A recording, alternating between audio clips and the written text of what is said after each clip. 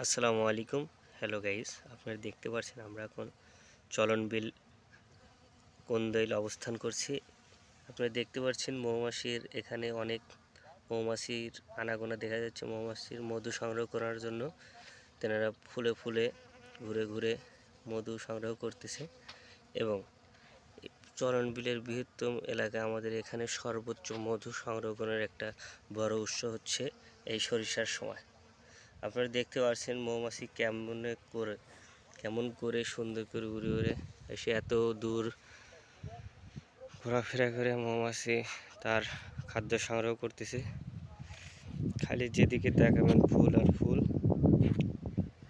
অনেক সুন্দর। আপনারা ঘুরতে আসতে পারেন চলনবিল কোন্দইলে। চোখ যেতে যায় খালি হলুদ আর হলুদ, আর মৌমাছি এখানে অনেক। আপনারা দেখতে পাচ্ছেন ক্যামেরার মধ্যে কি কত সুন্দর করে মৌমাছিগুলো ঘুরতেছে।